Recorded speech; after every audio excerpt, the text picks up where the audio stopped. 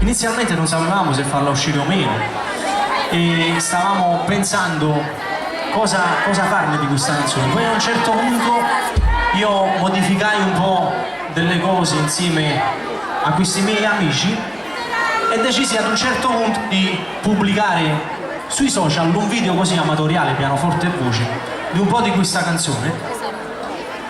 E dal giorno dopo le visualizzazioni, i mi piace, tutte le cose che oggi diciamo si guardano e si valutano, capì che poteva diventare un potenziale successo. Fortunatamente è stato così, con i Mr. Hyde è nata Dove Sarai.